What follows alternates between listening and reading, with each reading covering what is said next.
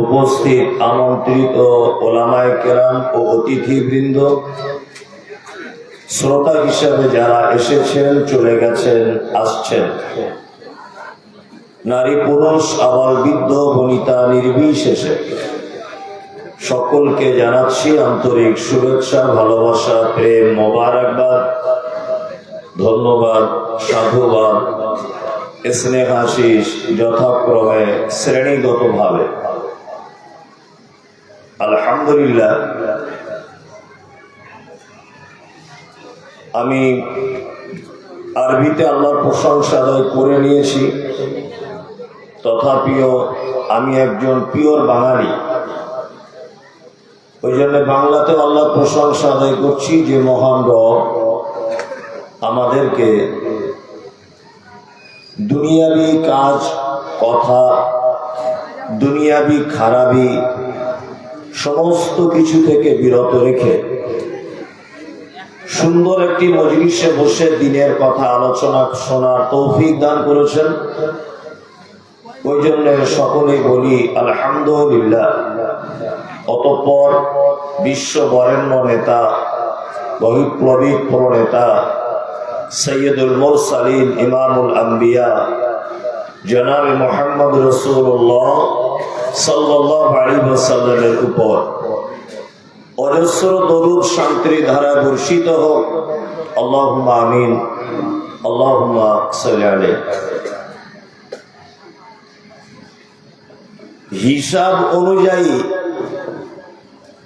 এতক্ষণ পর্যন্ত এত লোক বসে থাকবে, এটা কিন্তু হিসাব অনুযায়ী ছিল না, কিন্তু এত লোক বসে আছে এখনো, এটাও একটা আশ্চর্যকর ব্যাপার। এখন প্রায় রাত্রি 12টার বেশি হয়ে গেছে।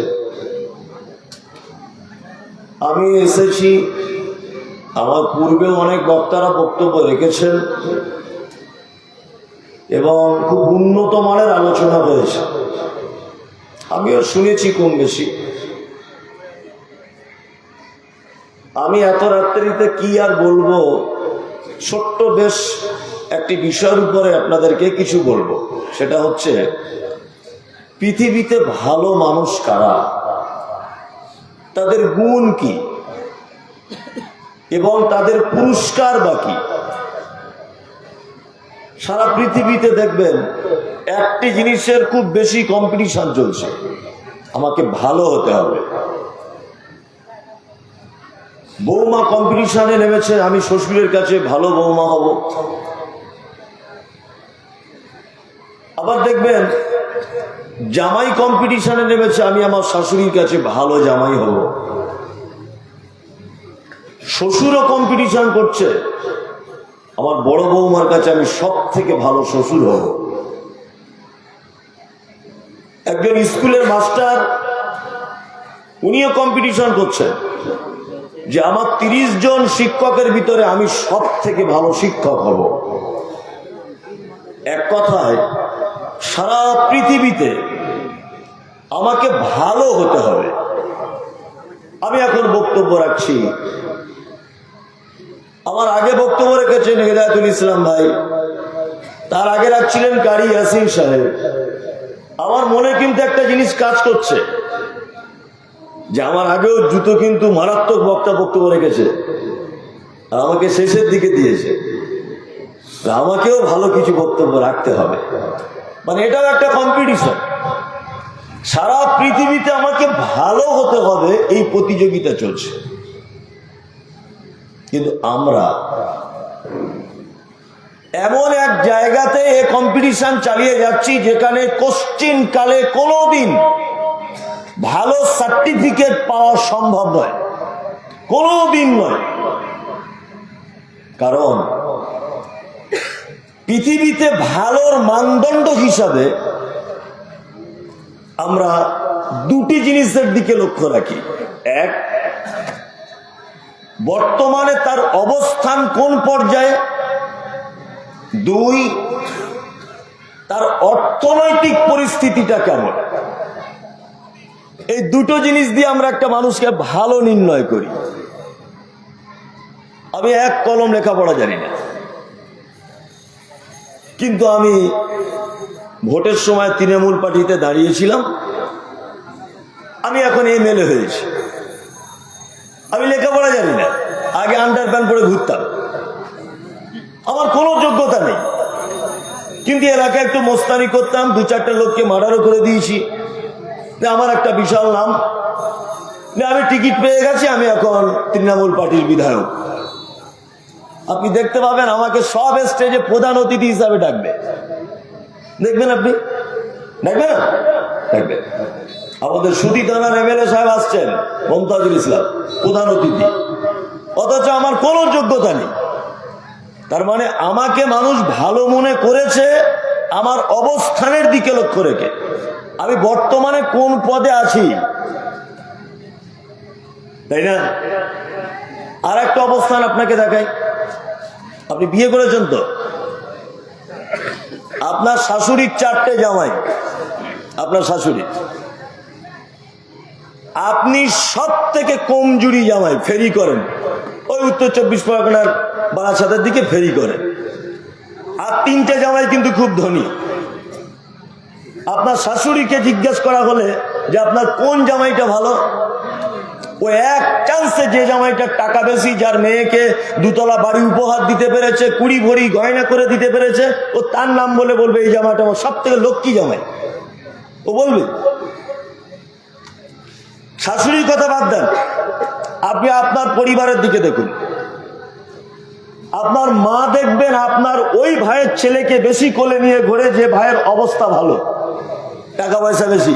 কাল সকালে পরীক্ষা করুন আপনি, আপনার আব্বা দেখবেন যে ছেলেটার অবস্থা ভালো, টাকা পয়সা ভালো, তার পক্ষে, তার বইয়ের পক্ষে বেশি কথা বলে, দেখবেন আপনি এটা। তার মানে আমরা ভালো বলতে মানুষের অবস্থান এবং তার অর্থনৈতিক পরিস্থিতির উপরে তাকিয়ে ভালো সার্টিফিকেট দিই, তাই না? কিয়ামত পর্যন্ত পৃথিবীতে আপনি ভালো হতে পারবেন না, অসম্ভব। কিন্তু আমাদের যিনি স্রষ্টা, পৃথিবীর মধ্যে শ্রেষ্ঠ ভালো মানুষকে, এই সার্টিফিকেট তিনি নিজে দিয়েছেন। দেখুন আল্লাহ তাআলা বলছেন, ইন্নাল্লাযীনা আমানু ওয়া আমিলুস সালিহাত উলাইকা হুম খায়রুল বারিয়া। নিশ্চয়ই যারা আমার প্রতি বিশ্বাস স্থাপন করে, অর্থাৎ আল্লাহর প্রতি যাদের ঈমান আছে, ওয়া আমিলুস সালিহাত, এবং যারা সৎ কাজ সম্পূর্ণ করে, উলাইকা হুম খায়রুল বারিয়া, আল্লাহ বলছেন সৃষ্টি সমূহের, জগৎ সমূহের সব থেকে উত্তম ব্যক্তি ওই যে আমার প্রতি ঈমান রাখে আর সৎ কর্ম করে। আচ্ছা বলুন, আল্লাহর কাছে ভালো হওয়া সহজ না মানুষের কাছে ভালো হওয়া সহজ? হ্যাঁ, আল্লাহর কাছে ভালো হওয়া সহজ। কিন্তু আমরা আমার রবের নিকটে আমাকে ভালো হতে হবে, এই টেন্ডেন্সি আমাদের নেই। দুনিয়ার মানুষের কাছে আমাকে ভালো হতে হবে, এই আশাতে পৃথিবীর প্রতিটা মানুষ, আমি মমতাজুল ইসলাম পর্যন্ত ছুটে চলেছি, কিন্তু ভালো হওয়া সম্ভব নয়। আর পৃথিবীর মানুষের কাছে যদি আপনি ভালো হয়েও যদি যান, তাহলে আপনার তেমন কিছু হবে না, শুধু এই সার্টিফিকেটটাই পাবেন যে ও ভালো, বিনিময়ে কিছু পাবেন না। এই যে দেখতে পাচ্ছেন না আপনারা, বিশাল টাকা খরচা করে ছেলেটা উচ্চ শিক্ষায় শিক্ষিত হলো, ও খুব শিক্ষিত ছেলে, ও খুব ভালো ছেলে, এই সার্টিফিকেটটাকে দেওয়া হয়েছে, কিন্তু ছেলেটার কোনো কর্মসংস্থানের ব্যবস্থা নেই। যখন সে কর্মের কথা কিছু চাইছে, যে আমি এত ভালো হলাম, আমি এত ডিগ্রি অর্জন করলাম, আমাকে কিছু দেওয়া হোক, তখন সরকারিভাবে জানানো হচ্ছে তুমি একটা গ্যাসের চুলো কেন, একটা কড়াই, সাদা তেল কেন, বেসন কেন, আদা রসুন কিনে চপ শিল্প করো, এছাড়া আমরা কিছু দিতে পারছি না। চপ টপ তৈরি করো, হাই রোডের ধারে গিয়ে চপ শিল্প। আল্লাহ সুবহানাহু ওয়া তাআলা বলছেন, জগৎ সমূহের সৃষ্টি জগতের শ্রেষ্ঠ সার্টিফিকেট দিয়ে আমি থেমে নেই। তারপরে আল্লাহ তাআলা বলছেন, জাযাউকুম ইনদা রাব্বিকুম জান্নাতু আদনিন তাজরি মিন তাহতিহাল আনহার খালিদিনা ফিহা আবাদা। ভালো সার্টিফিকেট দেওয়ার পরে আল্লাহ তাআলা বলছেন, জাযাউকুম ইনদা রাব্বিকুম, রবের পক্ষ থেকে রয়েছে উত্তম প্রতিদান, জান্নাতু আদনিন, চিরস্থায়ী রয়েছে তাদের জন্য জান্নাত, তাজরি মিন তাহতিহাল আনহার খালিদিনা ফিহা আবাদা, যার পাদদেশে প্রবাহমান ঝর্ণা, খালিদিনা ফিহা আবাদা, এবং চিরস্থায়ী তারা সেখানে স্থায়িত্ব লাভ করবে। রাদিয়াল্লাহু আনহুম, তারা আল্লাহ তাদের প্রতি রাজি হয়েছে, খুশি হয়েছে। ওয়ারাজওয়ান, তারাও খুশি হয়েছে। যালিকা লিমান খাশিয়া রাব্বা, এই কারণে যে তারা তাদের প্রভুকে ভয় করত। এই কারণে আল্লাহ সুবহানাহু ওয়া তাআলা অত্র আয়াতের ভিতরে পৃথিবীর সবথেকে ভালো মানুষের দুটি গুণ বর্ণনা করেছেন। এক, তারা আল্লাহর প্রতি বিশ্বাস স্থাপন করে, ঈমান আনে। আর দুই, সৎ কর্ম সম্পূর্ণ করে। এখানে আমি মজার কয়েকটা কথা বলি। আমার ডান দিকে যে সমস্ত মানুষেরা বসে আছে, আসলে এনাদের সামনে আমাদের বক্তব্য চলে না, কিন্তু এখন আল্লাহ এইভাবে আমাকে কবুল করেছে, তো আমি বা কি করব? আমার তো কিছু করার নেই। মানে আমার মারাত্মক যে কিছু বিদ্যা আসে তা নেই, আমি বক্তা। তবে আপনি আমাকে 4-5 ঘন্টা বক্তব্য দিতে বললে, ও আমার একবারও পড়াও লাগবে না, দেখাও লাগবে না, ভাবাও লাগবে না, ঘুমানোও লাগবে না, ও মাইক দিলেই বক্তব্য দিয়ে দেবো। কিন্তু আমার যদি আপনি কড়া কিছু জিজ্ঞেস করেন, কিন্তু আমার চাকা জাম হয়ে যাবে। ওই জন্য আমি অল্প বিদ্যাতে খুব গুছিয়ে বুঝিয়ে আপনাদেরকে কিছু কথা বলার চেষ্টা করছি, যতটুকুন আল্লাহ বলাবে। দেখুন, পবিত্র আল কোরআনে আল্লাহ সুবহানাহু ওয়া তাআলা যত জায়গাতে ভালো কাজের কথা বলেছেন, এক জায়গাতেও ভালো কাজকে নির্দিষ্টকরণ করা হয়নি যে এইটাই ভালো কাজ, এইটাই ভালো কাজ, এইটাই ভালো কাজ, এ কথা বলা হয়নি। আল্লাহ শুধু এতটুকুই বলে দিয়েছে, ওয়ামিলুস সালিহাত, তোমরা আমলে সালেহ করো। কি আমলে সালেহ, এটা আল্লাহ সুবহানাহু ওয়া তাআলা কোথাও বলছেন না। তাহলে আমরা ভালো মন্দ বুঝবো কি করে যে এটা ভালো কাজ আর এটা মন্দ কাজ? এটা বুঝবো কি করে? আপনাকে এইটা বুঝতে গেলে দুটি জিনিসের মানদণ্ডে বুঝতে হবে। এক,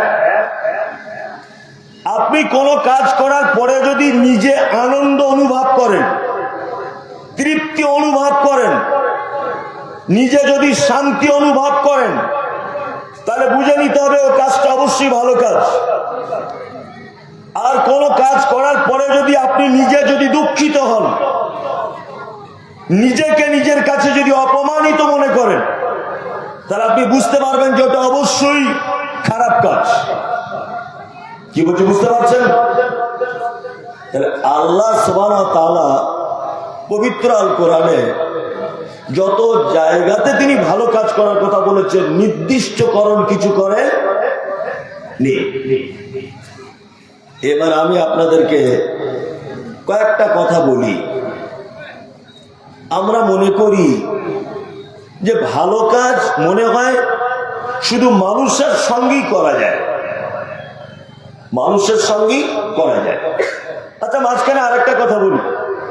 আচ্ছা বলুন তো, একটা মানুষ জান্নাতে যেতে গেলে কটা জিনিস তার লাগবে? কারো জানা আছে? জান্নাতে যেতে গেলে একটা মানুষের কটা জিনিস লাগবে? 3টে জিনিস লাগবে জান্নাতে যেতে গেলে। এক, তার ঈমান থাকতে হবে। 2, তাকে মুসলিম হতে হবে। 3, সৎ কর্ম থাকতে হবে। একটা মানুষ যদি বলে আমার ঈমান আছে, আমি মুসলিমও বটে, কিন্তু আমার কোনো সৎ কাজ নেই, তাহলে জান্নাতে যাওয়া খুব মুশকিল। কারণ আল্লাহ সুবহানাহু ওয়া তাআলা সৎ কাজের মাধ্যমেই জান্নাত লটকিয়ে রেখেছেন। কোন জিনিসের মাধ্যমে আল্লাহ তাআলা জান্নাত দিবেন, সে মাধ্যমটা কি? সৎ কাজের মাধ্যম। সৎ কাজ যে কোনো কিছু হতে পারে। একটা চমৎকার ঘটনা আপনাদের বলি, দেখুন। আচ্ছা, আপনারা তো এটা শুনেছেন যে একজন মহিলা দেহ ব্যবসায়ী, সে রাস্তা দিয়ে হেঁটে হেঁটে যাচ্ছিল। যেতে যেতে দেখলো, তার চোখে পড়লো যে একজন তৃষ্ণার্ত কুকুর পিপাসায় কাতর হয়ে একটি কূপের সাইডে কাদামাটি জিভ দিয়ে চাটছে। জিভ দিয়ে কি করছে? চাটছে। মহিলাটির মনে দয়া হলো, ইস, আমারও যেমন কষ্ট হয়, কুকুরটারও তো পিপাসার জন্য এই কষ্ট হচ্ছে। এক কাজ করা যায়, নিজের ওড়না বা নিজের কাপড়ের এক সাইড দিয়ে পায়ের মোজাটা খুলে সে মোজাতে কাপড় বেঁধে একটু পানি তুলে তৃষ্ণার্ত কুকুরটিকে পানি পান করালে। দেখো, ব্যবসায়িক মহিলা, একজন পতিতালয়ের নারী। আচ্ছা বলুন তো, মহিলাটা কুকুরকে পানি পান করানোর মাধ্যমে ক্ষমা পেয়েছিলেন কি পাননি? পেয়েছিলেন। তাহলে পৃথিবীর এক জঘন্যতম প্রাণী, সেই প্রাণীকে, কুকুরকে পানি পান করিয়ে একটা মহিলা কই ক্ষমা পেয়ে গেল, তাই না? তাহলে পৃথিবীর আশরাফুল মখলুকাত কোন প্রাণী? মানুষ। তাহলে আপনি যদি মানুষের সঙ্গে যদি ভালো কাজ করেন, মানুষকে যদি উপকার করেন, তার সঙ্গে যদি সদাচরণ করেন, তাহলে রবের নিকটে জান্নাত পড়ে আছে না নেই? আছে, আছে। কিন্তু আমরা কি করি? শুধু বাঁশ নিয়ে ঘুরছে, কাকে বাঁশ দেওয়া যায়, তাই না? একজনা ভালো ব্যবসা করে 2 তলা বাড়ি করেছে, তো ওর আর সহ্য হচ্ছে না, ও আবার তার পাশে একটা ওই সেম দোকান করে ও 20 টাকা বিক্রি করছে, 19 টাকায় করছে, মানে ওর জ্বলনে ঘুম হচ্ছে না। 2 তলা বাড়ি করে নিল, আর আমি সারা জীবন ফেরি করেই গেলাম। কি করে সর্বনাশ করা যায়? কি বললাম বুঝলেন? আমার ছেলেটা নিজের যোগ্যতায় চাকরি পেয়েছে।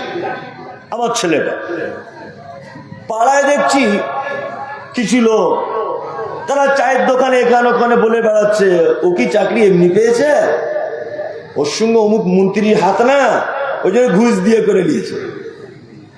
হ্যাঁ, মানে আপনি তো জীবনে কারো ভালো করেন না, আবার কেউ যদি ভালো করে আপনি তার পিছনে পড়ে যান। আমি দেখি, কারণ এগুলো আমার খুব বাস্তব অভিজ্ঞতা আছে।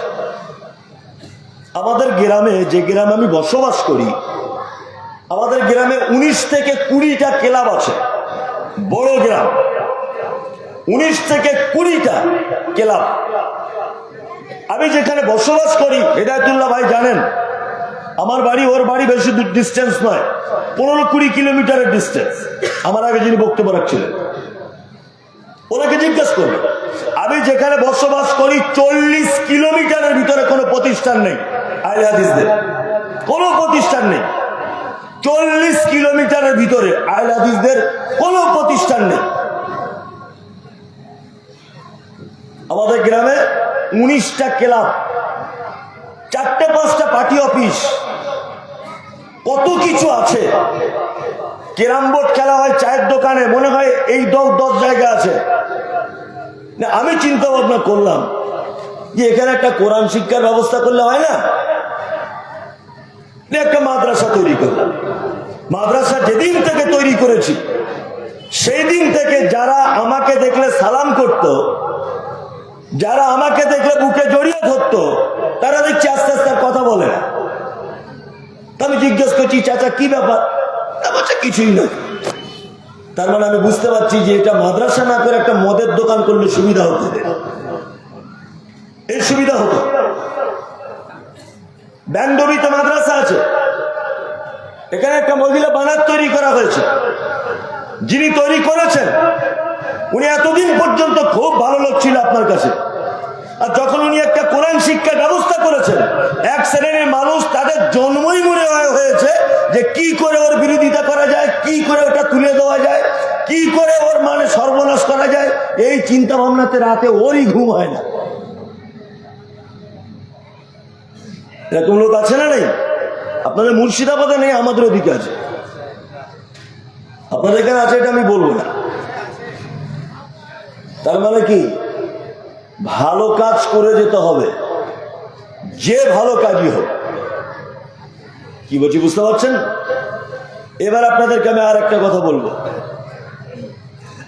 মুহাম্মদ সাল্লাল্লাহু আলাইহি ওয়াসাল্লাম, আল্লাহ বলেছেন ভালো লোককে, আর মুহাম্মদ সাল্লাল্লাহু আলাইহি ওয়াসাল্লাম কোন লোকের সার্টিফিকেট দিচ্ছে যে এই লোক পৃথিবীর সব থেকে শ্রেষ্ঠ? এতক্ষণ আল্লাহ সার্টিফিকেট দিলেন ভালো লোকের। এবার মুহাম্মদ সাল্লাল্লাহু আলাইহি ওয়াসাল্লামের কাছে একবার ঘুরে আসা যাক। তিনি পৃথিবীর কোন লোককে সব থেকে উত্তম বলে ঘোষণা করেছেন? তিনি বলছেন খায়রুকুম মান তাআল্লামাল কুরআন ওয়া আল্লামাহু। পৃথিবীতে ওই লোক সর্বোত্তম যে লোক নিজে কোরআন মাজিদ শেখে আর অপরকে শেখায়। পৃথিবীর সব থেকে উত্তম ওই লোক যে কোরআন নিজে শেখে আর অপরকে শেখায়। আপনাদেরকে এইখানে আমি একটা কথা বলে দিই,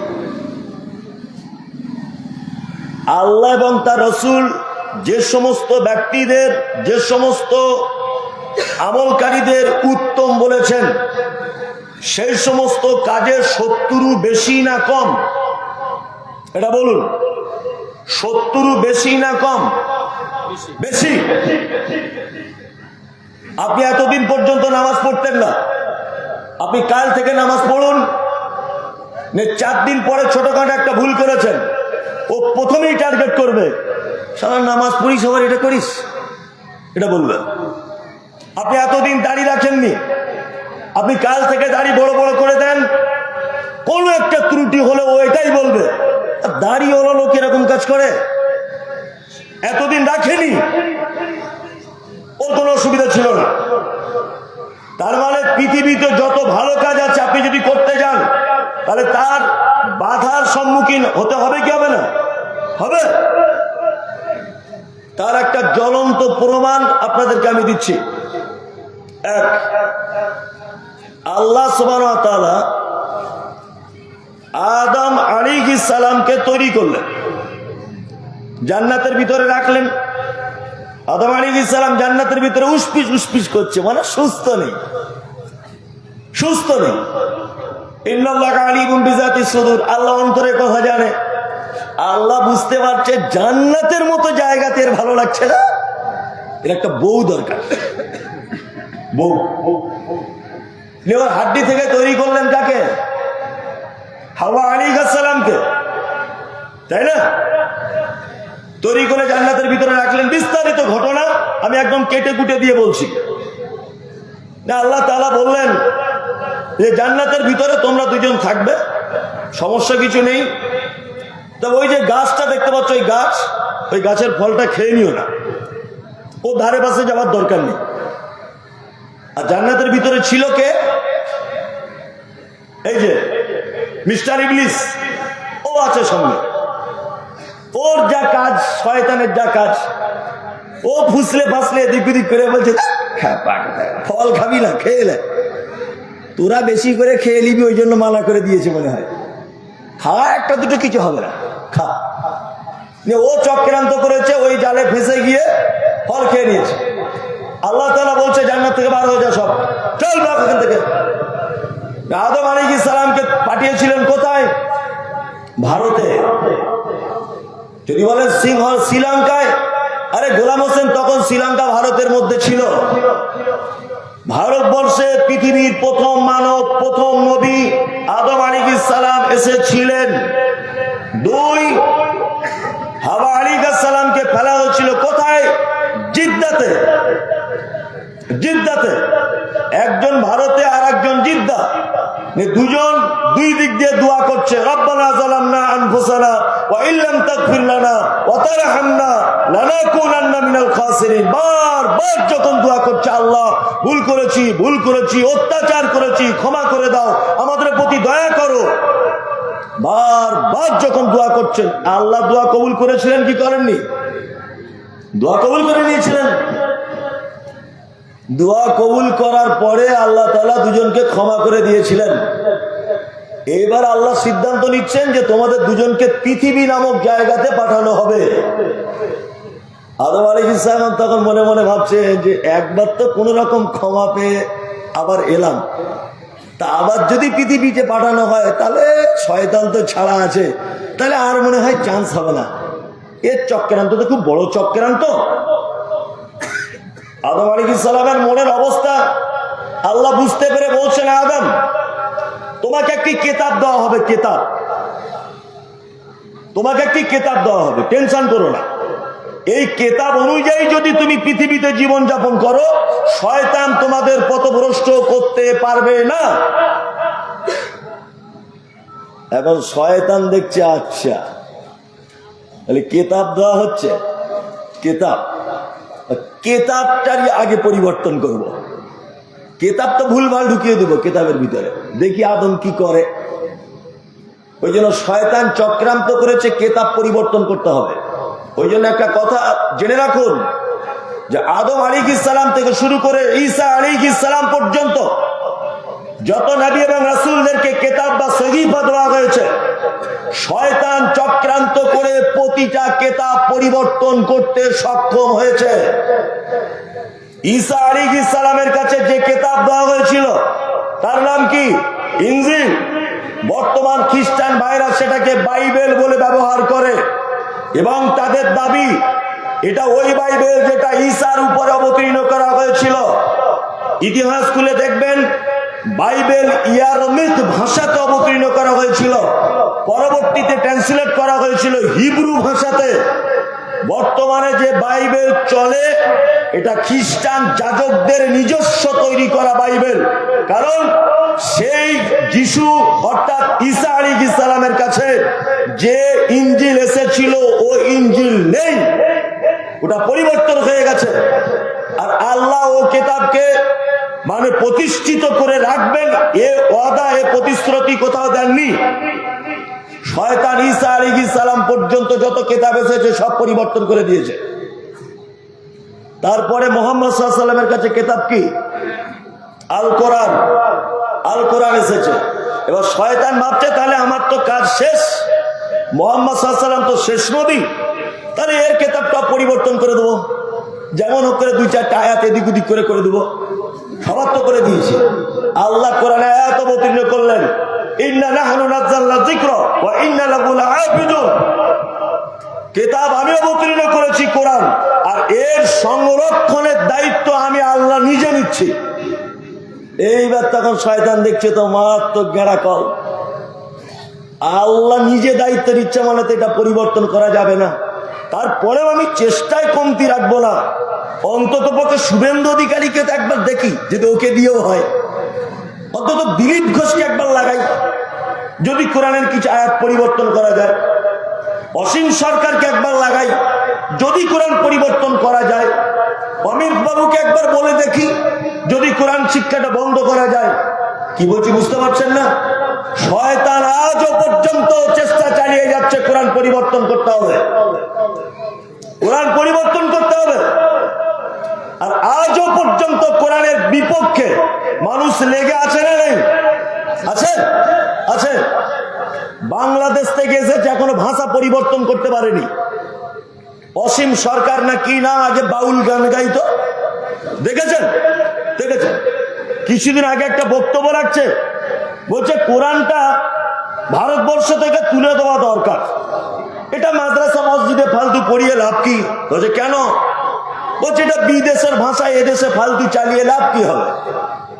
তখন বলছি শয়তান মনে হয় শুভেন্দুর কাছ থেকে ঘুরে ওর কাছে গেছে, ওর কাছেই গেছে শয়তান, কি আবার ওকে ধরেছে, ওকে দিয়ে চেষ্টা চালিয়ে যাচ্ছে। আসলে অসীম সরকার তো কালকের বাংলাদেশ থেকে এসেছে, ওর ভাষা ঠিক হয়নি এখনো, ওর ভাষা পরিবর্তন হয়নি, অথচ কোথাকার বিধায়ক হয়ে বসে আছে।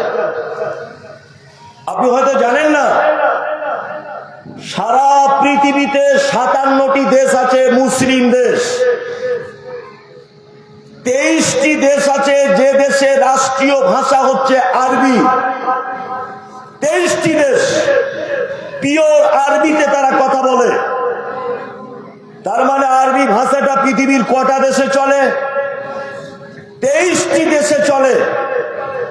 আমি বলছি পশ্চিম বাংলা বা ভারতবর্ষে বিদেশের ভাষা বলে যদি আরবিকে যদি তুলে দেওয়ার চক্রান্ত হয়, কোরআনী শিক্ষার ব্যবস্থাকে তুলে দেওয়ার যদি চক্রান্ত হয়, অন্তত পক্ষে আরবি আমার দেশের ভাষা না হলেও পৃথিবীর 23টা দেশের মানুষ আরবি ভাষাতে কথা বলে। আমি অসীম সরকারকে এটা বলতে চাইছি যে স্কুল বোর্ডে যে সংস্কৃত ভাষাতে বইগুলো পড়ানো হয়, সারা পৃথিবীর একটা দেশ, সারা পৃথিবীর কোন একটা গ্রাম, সারা ভারতবর্ষের একজন ব্যক্তি আপনি প্রমাণ করে দেখান যে সংস্কৃত ভাষায় সারাদিন কথা বলে। সারা ভারতবর্ষের কোথাও সংস্কৃত ভাষা চলে না, পৃথিবীর অন্য কোন দেশে চলে না। সংস্কৃত ভাষায় বই যদি পশ্চিম বাংলার স্কুল সিলেবাসে যদি পড়ানো হয়, তাহলে পৃথিবীর 23টা দেশে যে ভাষা চলে আরবি ভাষা, এই ভাষার উপরে এত চুলকানি কিসের? কিসের চুলকানি এত? তার মানে বুঝে নিতে হবে মুহাম্মদ সাল্লাল্লাহু আলাইহি ওয়াসাল্লাম তিনি বলেছেন পৃথিবীর শ্রেষ্ঠ ব্যক্তি ওই ব্যক্তি যে কোরআনের শিক্ষা গ্রহণ নিজে করে অপরকে করায়। ওই জন্য আপনারা দেখতে পাবেন মুসলমানদের সব থেকে দুটো জিনিসের উপরে টার্গেট বেশি, সব থেকে বেশি টার্গেট কটা জিনিসে? দুটো জিনিসে। আচ্ছা বলুন তো, একটা দেশকে বাঁচায় কারা? একটা দেশকে বাঁচায় কারা? আপনারা কি কিছু বুঝতে পারছেন আমার ভাষা? বলছি একটা দেশকে রক্ষা করে কারা? দেশের সেনারা, তাই না? বাংলাদেশের সেনা যতক্ষণ পর্যন্ত হাসিনার পক্ষে ছিল ততক্ষণ পর্যন্ত দেশে হাসিনা টিকতে পেরেছে। সেনারা যখন হাত তুলে দিয়েছে, হেলিকপ্টারে করে দাদার কাছে এসে বসে আছে, কিছু করার নেই গোলাম হোসেন, সেনা হাত তুলে দিয়েছে। আপনারা দেখেছেন কিছুদিন আগে নেপালের প্রধানমন্ত্রী ন্যাংটো হয়ে লাফ মারছে, দেখেছেন না? সেনারা হাত তুলে দিয়েছে, সেনা, যে আমরা আর পাচ্ছি না। আপনারা জানেন যে পৃথিবীর এক মারাত্মক দেশ আছে, সেই দেশটার নাম হচ্ছে ইসরায়েল। বর্তমানে দেশটা 84 লক্ষ মানুষ বসবাস করে, 1 কোটিও নয়। সারা পৃথিবী তাদের ভয়ে থরথর করে কাঁপে, কারণ তাদের সব থেকে বড় যে ক্ষমতা সেটা হচ্ছে সেনা, সেনার ক্ষমতা বেশি। আপনারা জানেন যে সারা ভারতবর্ষে যত টাকা সরকারি রেল থেকে হোক, জনগণের ট্যাক্স থেকে হোক, পণ্য দ্রব্য বিদেশে সাপ্লাই করার কারণে হোক, যে কোনো ব্যাপারে ভারত সরকার যত টাকা ইনকাম করে তার 45% টাকা শুধু সেনাদের পিছনে খরচা করে দেশ রক্ষা করার জন্য। ইসলামটা একটা দেশ ভাবতে পারেন, ইসলাম টোটালটা একটা স্কুল ভাবতে পারেন, ইসলাম টোটালটা একটা জীবন ব্যবস্থা ভাবতে পারেন। এই ইসলামটাকে বাঁচার জন্য সেনার দরকার আছে না নেই? আছে। সেনা ছাড়া কোনোদিন ইসলাম বাঁচানো যাবে? যাবে না। আর বলুন এই সেনা তৈরি হয় কোথায়? হ্যাঁ, এই সেনার কারখানা কোথায়? মাদ্রাসায়। ওই জন্য সরকারি ভাবে সব থেকে বেশি টার্গেট করা হয় মাদ্রাসা মানে সন্ত্রাসী, মাদ্রাসা মানে মাওবাদী, মাদ্রাসা মানে খুন, মাদ্রাসা মানে টেররিস্ট, মাদ্রাসা মানে হাবিজাবি, সব সময় তকমা লাগিয়ে দেওয়া হচ্ছে। তার মানে সরকার পক্ষ জেনে গেছে যে ইসলামের সেনা তৈরি হওয়ার সব থেকে বড় কারখানা হচ্ছে মাদ্রাসাগুলি। ওই জন্য মাদ্রাসার মসজিদের উপরে সব থেকে বেশি টার্গেট সরকারি পক্ষের, এইগুলোকে ধ্বংস করে দিতে হবে। আপনারা জানেন ট্রেনে বাসে যদি আপনি চলেন, আপনার নাম আশরাফুল, আপনার নাম শফিকুল, আপনার নাম খায়রুল, আপনার নাম জুলফিকার, কোনো অসুবিধা নেই। যখনই ট্রেনে দেখতে পাবে কি নাম? নূর আলম। কি করেন? লপুর মাদ্রাসার প্রধান শিক্ষক। কি করেন? লালমাটি মাদ্রাসার প্রধান শিক্ষক। কোথায় বাড়ি? অমুক জায়গায় বাড়ি। ধর একে, অ্যারেস্ট কর, মাওবাদী। এর কাছে নুরানি কায়দা বই পেলে বলে আল কায়দার বই। কারণ কি জানেন? কারণ একটা, সরকারি পক্ষ পর্যন্ত জেনেছে, সরকারি পক্ষ পর্যন্ত জেনেছে যে এরা হচ্ছে সেনা ট্রেনিং এর সব থেকে বড় মাস্টার। কি বলছি বুঝতে পারছেন? তার মানে মুহাম্মদ সাল্লাল্লাহু আলাইহি ওয়াসাল্লাম এবং আল্লাহ যাদেরকেই ভালো বলেছেন সেইখানে সব থেকে শত্রু বেশি। বেশি না? বেশি। আল্লাহ নবী সাল্লাল্লাহু আলাইহি ওয়াসাল্লাম বলেছেন খায়রুকুম মান তাআল্লামাল কুরআন ওয়া আল্লামাহু। পৃথিবীর উত্তম ব্যক্তি সে। তাহলে আমি আপনাকে দুটো পার্টে দুটো উত্তম ব্যক্তিকে দেখালাম। আল্লাহ বলছেন যারা ঈমান আনে আর সৎকর্ম করে এরা পৃথিবীর সৃষ্টি সমূহের ভিতরে সব থেকে শ্রেষ্ঠ। আর মুহাম্মদ সাল্লাল্লাহু আলাইহি ওয়াসাল্লাম বলেছেন পৃথিবীতে যা যত টাকাই থাক, যে যত পোস্টেই থাক, যে যত এমএলএ মন্ত্রী রাষ্ট্রপতি যাই হোক, আল্লাহর নিকট ওই লোক ভালো যে কোরআন শেখে আর অপরকে কি শেখায়। তার মানে মাদ্রাসাগুলো কি বুঝতে পারছেন তো? সব ইসলামের সেনা তৈরি হওয়ার কারখানা। এই কারখানা টিকিয়ে রাখার দরকার আছে না ভাঙার দরকার আছে? হ্যাঁ, টিকিয়ে রাখা শুধু দরকার না, এটা ফরজ। ফরজ এটা। এবার আমি আপনাদেরকে কয়েকটা ভালো কাজ বলবো কোরআন থেকে, আর কয়েকটা ভালো কাজ বলবো হাদিস থেকে। ইনশাআল্লাহ আমরা যদি ছোট ছোট জিনিসগুলো মানি তাহলে আমাদের আখিরাতে কল্যাণ হবে। ইনশাআল্লাহ আমরা মানার চেষ্টা করব। ইনশাআল্লাহ বলুন। ইনশাআল্লাহ। অনেক বক্তব্য তো শুনেছেন আজকে। আবার আগে হেদায়েতুল ইসলাম ভাই দানের ব্যাপারে অনেক বক্তব্য রাখছিলেন, ইয়াসিন সাহেবও রাখছিলেন, আমি দেখেছি। তা আমি রাখছি, আমি চারটে কথা আপনাদেরকে বলবো, মাত্র চারটে কথা। আল্লাহ সুবহানাহু ওয়া তাআলা পবিত্র আল কোরআনে বর্ণনা করেছেন চারটি ভালো কাজ। চারটি। এক, আল্লাহ তাআলা বলছেন আল্লাযীনা ইউনফিকুনা ফিস সাররাই ওয়াদ দাররাই ওয়াল কাযিবিনাল গায়যা ওয়াল আফিনা আনিন নাস আল্লাহু ইউহিব্বুল মুহসিনিন। আল্লাহ বলছেন কোন মানুষের ভিতরে যদি চারটে গুণ যদি থাকে, কটা গুণ? কটা? চারটা। তাহলে এই লোকটাকে যে আমি এত ভালোবাসি, আল্লাহু ইউহিব্বুল মুহসিনিন, আল্লাহ তাদের উপাধি চেঞ্জ করে দিয়ে বলছে এরা মুহসিন, এরা ভালোর ভালো, এরা উত্তমের উত্তম। চারটে গুণ যার ভিতরে আছে। এই গুণগুলো যদি বলি তা আজকে থেকে আমরা এই গুণে গুণান্বিত হব ইনশাআল্লাহ। ইনশাআল্লাহ। এক, আল্লাহ প্রথমেই যে কথাটা বলছেন এটা যদি বলি মানুষ পালাবে হয়তো, হ্যাঁ, কিন্তু আমি আল্লাহর কসম করে আপনাকে বলছি, আমি এটা বলছি আপনাকে গুরুত্ব বোঝানোর জন্য, কোন উদ্দেশ্য নয়। যদি বলছেন মনে হয় এ কেমন সব শিখিয়ে দিয়ে নিয়ে এসছে যে এটা এটা বলবে, এটা এটা, জি না। আল্লাহ বলছে আল্লাযীনা ইউনফিকুনা ফিস সাররাই ওয়াদ দাররাই। দুই নাম্বার, আল্লাহ বলছে যারা সচ্ছলতায় আমার রাস্তায় দান করে এবং যারা অসচ্ছলতায় আমার রাস্তায় দান করে। ওয়াল কাযিবিনাল গায়যা, যারা রাগ হয়ে গেলে রাগকে কন্ট্রোল করে। ওয়াল আফিনা আনিন নাস, আর কোন মানুষ যদি ভুল করে তাকে ক্ষমা করে দেয়। আল্লাহ বলছে আল্লাহু ইউহিব্বুল মুহসিনিন, নিশ্চয় আমি মুহসিন বান্দাদেরকে খুব ভালোবাসি।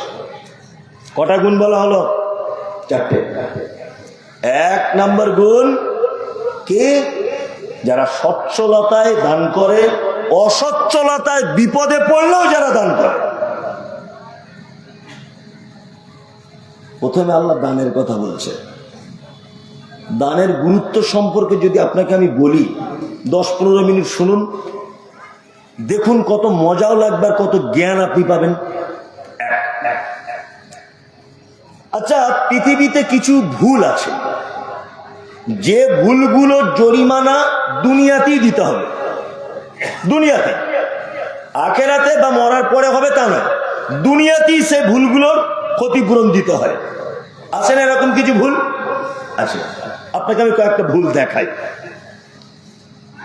আপনার স্ত্রীর সঙ্গে দুপুর 2টোর দিকে ঝামেলা বেঁধেছে, খুব ঝামেলা, এত ঝামেলা, তা আপনি ঝগড়া করতে করতে বলছেন আল্লাহর কসম করে বলছি আমি জীবনে তোর মায়ের বাড়ি যাব না।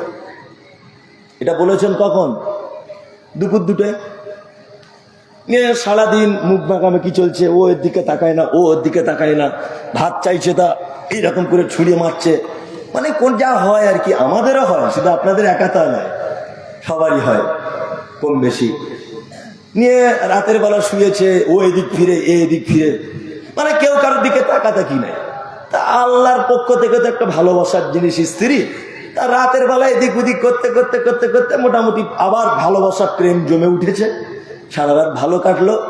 সকালে উঠে বলছে, দেখ সাবিনা, কালকে ঝগড়ার সময় রাগ করে বলেছিলাম তোর মায়ের বাড়ি যাব না, আল্লাহর কসম দিয়ে ফেলেছিলাম, এক কাজ করি চল আজকে রান্না বান্না বাদ দে, চল তোর মায়ের বাড়ি থেকে ঘুরে আসি। কি বললাম বুঝলেন না? এই যে ওর মায়ের বাড়ি চলে গেলেন, আর আগের দিন দুপুরবেলা আল্লাহর কসম বলেছিলেন যাব না, তারপরে এমনি চলে গেলেন স্বাভাবিক গতিতে। আচ্ছা, এই যে কসম দিয়ে কসমটা রক্ষা করতে পারছেন না আপনি বা পারেননি, আচ্ছা বলুন তো এর একটা জরিমানা ইসলামে আছে না নেই? আছে। কসমের জরিমানা কি কার জানা আছে বলুন? কারো জানা আছে কসমের জরিমানা কি? আরে কোন মানুষ যদি কসম রক্ষা করতে না পারে তার তো জরিমানা আছে। কি জরিমানা জানা নেই? তার মানে এটা বলার প্রয়োজন ছিল, আপনার জানা হয়ে যাচ্ছে। এক নম্বর হচ্ছে 10 জন মিসকিনকে আপনাকে খেতে দিতে হবে। কতজন? 10 জন। 2, 3টি সিয়াম পালন করতে হবে। এই ছোট জরিমানা। আচ্ছা বলুন তো এই ছোট্ট জরিমানার ভিতরে একটা কি দিয়ে 10 জন মিসকিনকে খাওয়াতে হবে? মানে সাদাকা দিয়ে, তাই না? জি, তাহলে এটা একটা জরিমানা হলো সাদাকা দিয়ে। 2, আপনি হজ করতে গেছেন, হজ, এখন হজ করতে গিয়ে আপনি কোনো কারণে মিকাতে ইহরাম করতে পারেননি,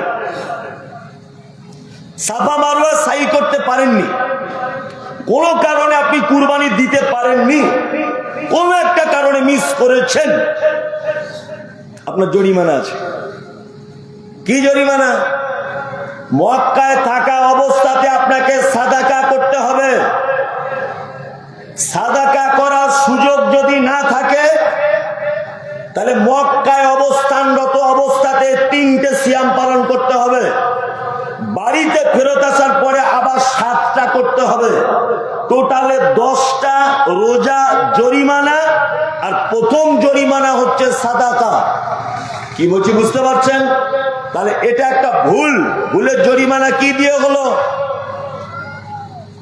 সাদাকার সিয়াম। আরেকটা ভুলের কথা বলি, ও নতুন নতুন বিয়ে করেছে তো নিয়ে মাথায় কাজ করছে না, মানে কি ছিনু আর কি হুনু আর কি যে পেয়েছি আর কি এরকম ব্যাপার। নতুন বিয়ে করেছে, তার স্ত্রীকে খুব আদর করতে করতে বলছে, না সীমা তোমার হাতটা না আমার মায়ের মতো দেখতে অনেকটা। ও তো বুঝে না, ও বলে দিয়েছে তুমি যখন হাসো না অনেকটা আমার মায়ের মতো লাগে, তুমি যখন চলো তুমি যে তোমার পা ফেলার ক্যাপাসিটিটা অনেকটা আমার মায়ের মতো ব্যাপার।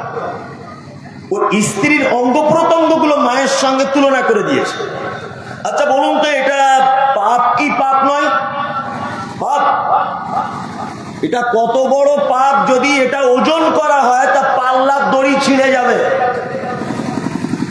কেউ যদি তার স্ত্রীকে মায়ের সাথে তুলনা করে এটাতে বলা হয় জিহাদ। আর এই প্রসঙ্গে আল্লাহ তাআলা পবিত্র আল কোরআনে আয়াত অবতীর্ণ করেছেন। কি আয়াত? আয়াত শুধু নয়, একটা সূরা অবতীর্ণ করে দিয়েছেন, সূরা মুজাদালা। কদ সামিআল্লাহু কাওলাল্লাতী তুজাদিলুকা ফি যাওজিকা ওয়া তাসতাকি ইলাল্লাহ। এই সূরাটা একবার পড়ে দেখবেন যে জিহাদের জরিমানা করেছেন আল্লাহ। জরিমানা কি? 1, ফাতাহরিরু রাকাবাতিন মিন ক্বাবলি আন ইয়াতামাসসা। একটা গোলাম নিজের টাকা দিয়ে কিনে আজাদ করতে হবে, মিন ক্বাবলি আন ইয়াতামাসসা, তারপরে তুমি তোমার স্ত্রী গায়ে হাত দিতে পারবে। কেউ যদি স্ত্রী অঙ্গ প্রত্যঙ্গ মায়ের সাথে যদি তুলনা করে দেয় তার জরিমানা প্রথম কি? গোলাম কিনে আজাদ করে দিতে হবে। মনির সাহেব, গোলাম কিনে আজাদ করার মতো পয়সা আমার নেই। আল্লাহ বলছেন ফাইনলাম ইয়াস্তাতি, আল্লাহ তাআলা বলছেন ফামাল্লাম ইয়াজিদ ফাসিয়ামু শাহরাইন মুতাতাবিআইন। তুমি যদি গোলাম আজাদ করতে না পারো শাহরাইন মুতাতাবিআইন 60টা রোজা রাখতে হবে। দ্বিতীয় অপশনের জরিমানা। জরিমানা রোজা করছেন, 58টা হয়েছে, একটা ভেঙে গেছে, আবার প্রথম থেকে শুরু। ঠিক 57টা হয়েছে, একটা ভেঙে গেছে, আবার প্রথম থেকে শুরু করতে হবে। কি বলছি বুঝতে পারছেন? যদি বলছেন এত কঠিন, এইটুকু কথা বলার কারণে আল্লাহ বলছে যদি গোলাম আজাদ করতে না পারো, তুমি যদি 60টা রোজা করতে না পারো, তাহলে তুমি 60 জন মিসকিনকে খেতে দাও। আচ্ছা বলুন তো, জিহাদ মায়ের সঙ্গে স্ত্রীকে তুলনা করলে 3টে জরিমানা, 2টো জরিমানা কি দিয়ে? কি দিয়ে? সাদাকা, দান দিয়ে। কি বললাম বুঝলেন? কি দিয়ে? সাদাকা, দান দিয়ে। 2টো জরিমানা দান দিয়ে। গোলাম আজাদ করতে হবে মানে ওটাও সাদাকা, আর 60 জন মিসকিনকে খেতে দিতে হবে, এটা কি? সাদাকা। তার মানে বোঝা যাচ্ছে একটা মানুষ তার ভুলগুলোকে যদি রবের নিকটে ক্ষমা করে নিতে পারে, ভুলগুলো যদি রবের নিকটে পরিষ্কার করে নিতে পারে, মাধ্যম সব জায়গাতে বলা হয়েছে 2টি জিনিস। 1 সাদাকার মাধ্যম, 2 সিয়ামের মাধ্যম। ওই জন্য মুহাম্মদ সাল্লাল্লাহু আলাইহি ওয়াসাল্লাম বলেছেন, ইত্তাকুন নার, তোমরা জাহান্নাম থেকে বাঁচো, যে কোনো মূল্যে বাঁচো। ওরা অবশ্যই তামারিন, যদি তোমার কাছে নিরুপায় কিছু নেই, খাজুরের একটা টুকরা দিয়ে হলেও জাহান্নাম থেকে বাঁচো। তাহলে জাহান্নাম থেকে বাঁচার একেবারে শেষ উপায় আল্লাহ রাসূল কি বললেন? সাদাকা, তাই না? এইবার একটা কথা আপনাদেরকে বলি, সাদাকা কত গুরুত্বপূর্ণ জিনিস ভালো করে বুঝবেন। পাড়া গ্রামে যখন কোনো লোক মারা যায় ভাব 2-5 মিনিটের মধ্যে মারা যাবে। আচ্ছা বলুন তো, তখন আমরা কি করি? কি খালু একটু বেদানার রস খাও, চামচে করে বেদানার রস দিচ্ছে, এই দিক দিয়ে গড়িয়ে পড়ে যাচ্ছে। ওর বড় মেয়ে এসে বলছে, মা মা তাড়াতাড়ি করে ফ্রিজ থেকে পানি বার করো, শেষ পানি, ঠান্ডা পানি একবার আমার আব্বার গালে দিই। বলে না? বলে। কেউ বেদানার রস দেয়, কেউ ঠান্ডা পানি দেয়, কেউ হালকা হালকা উষ্ণ গরমে দুধ দেয়, দেয় না? দেয়। আপনার এখানে করে দেখলো মারা যাওয়ার আগে গালি পানি দেয় না? আচ্ছা ও কি জীবনে পানি খায়নি? ও কি জীবনে বেদানা চোখে দেখেনি? মরার টাইমে কেউ সব জেগেছে, আমার একটু বেদানা দাও। ও কি তখন বেদানা চায়? আপনাদের কমন সেন্স নেই? হ্যাঁ, আল্লাহ রাসূল বলছেন, কোন মানুষ যখন মারা যাবার মুহূর্তে চলে আসে, সে নিজের চোখে মালাকুল মউতকে দেখতে পায়, নিজের চোখে দেখতে পায় সে। আর লোকটা যদি ভালো হয়, তাহলে মালাকুল মউত তার আত্মাটাকে এত সহজ করে ধরে বার করে, একটা শিশু যেমন মায়ের কোলে ঘুমিয়ে পড়ে, ঠিক তেমন দেখবেন কিছু লোক আছে কথা বলতে বলতে বলতে বলতে ঘুমিয়ে পড়ল, মারা গেল। এটাও কিন্তু একটা ভালো মৃত্যুর লক্ষণ। আল্লাহ রাসূল বলছেন, যদি বদকার লোক হয়, খারাপ লোক যদি হয়, তা মালাকুল মউত তার আত্মাকে এত কঠিন করে ধরে যে তার শিরা উপশিরা তার সব ছিঁড়ে চলে আসে। আর ওই লোকটা কষ্ট সহ্য করতে না পেরে কি বলে? ফায়াকুলা রাব্বি লাউলা আখরতানি ইলা আজালিন করিব ফাআসাদদাকা ওয়া আকুম মিনাস সালিহিন। কথা বলে কি বলে? আল্লাহ আমার টাইম শেষ, মালাকুল মউত চলে এসেছে, ফাআসাদদাকা ওয়া আকুম মিনাস সালিহিন, আমাকে একবার সুযোগ দাও আল্লাহ, আমি আবার ওই গ্রামে ফিরে যাই, গিয়ে কিছু দান কিছু সাদকা করে আসি, তারপরে ভালো মানুষদের অন্তর্ভুক্ত হয়ে তোমার কাছে আসবো। তার মানে একটা মানুষ মারা যাবার শেষ মুহূর্তে তার মনের ইচ্ছা কি থাকে? আল্লাহ আমাকে সুযোগ দাও, কি করব? সাদকা করব। এইবার আপনাদেরকে বলি, আচ্ছা পৃথিবীর সব থেকে দামি ইবাদতের নাম কি? বলুন। সব থেকে দামি ইবাদত, আলেম ওলামারা সব থেকে কঠিন করে বলে কি আলে বলে আমরা কঠিন করে জুম্মার খুতবায় জলসাতে বলে কি ইবাদতের নাম সালাত নামাজ, সব থেকে কঠিন করে বলে না, বলে। তারপরে ভালো ইবাদত, এখন ধরে নেন সিয়াম, তারপরে ভালো ইবাদত, ধরে নেন হজ করা, তারপরে ভালো ইবাদত, ধরে নেন কুরবানি করা। আর বোঝানোর জন্য বলছি এগুলো সব ভালো ইবাদত। তা লোকটা মরার আগে আল্লাহকে একবার বলছে না, আল্লাহ টাইম দাও 2 রাকাত নামাজ পড়ি, এত দামি ইবাদত। আল্লাহ একটু টাইম দাও, একটা রোজা রাখি, আল্লাহ একটু টাইম দাও, একটু মক্কা থেকে ঘুরে আসবো। কি বলছে লোকটা? আল্লাহ আমাকে একটু সুযোগ দাও, একটু সুযোগ দাও, আমি গিয়ে কিছু সাদাকা করে আসি, কিছু দান করে আসি আমি। কারণ কি, পৃথিবীতে যত ইবাদত আছে প্রত্যেক ইবাদতের নির্দিষ্ট একটা পদ্ধতি আছে, আছে না? পদ্ধতি আছে। যেমন নামাজ আপনি পড়বেন, তার আগে কি করতে হয়? অজু। পানি নেই, আপনি কি করবেন? তাই না? তাহলে নামাজের একটা পদ্ধতি হচ্ছে অজু করতে হবে, পানি না পেলে তায়াম্মুম করতে হবে। এখন আপনি যদি জোহরের নামাজটা ঠিক 9:30টার দিকে জমাত শুরু করে দেন, চলবে? ওয়াক্ত হতে হবে। আসরেরটা যদি আপনি ওই 12:30টার দিক করেন, ওয়াক্ত হতে হবে, তাই না? আপনি যদি নামাজে দাঁড়িয়ে বলেন সুবহানাল্লাহ, চলবে? কি বলতে হবে? আল্লাহু আকবার, তাকবীর দিয়ে শুরু হবে। তার মানে এই ইবাদতের একটা নির্দিষ্ট পদ্ধতি আছে, আছে না? নেই? আছে। আপনি রোজা রাখবেন, রোজার একটা নির্দিষ্ট পদ্ধতি আছে, আছে না? আছে। কিন্তু লোকটা বলছে কোনো ইবাদত নয়, প্রত্যেক ইবাদত করতে গেলে সময় লেগে যাবে। আল্লাহ আমাকে একটু সাদাকা করার সুযোগ দাও, আমি ভালো মানুষদের অন্তর্ভুক্ত হতে পারি। যাতে পৃথিবীতে একটা মাত্র ইবাদত আছে, তার নাম সাদাকা, যার কোনো পদ্ধতি নেই। নফল সাদাকার কোনো পদ্ধতি আছে? ডাক বাংলাতে বাসে থেকে নেমেছেন, ডাক বাংলায় বাস থেকে নেমেছেন, হঠাৎ করে একটা ভিখারি আপনার কাছে ভিক চাইলো, আমাকে কিছু দাও।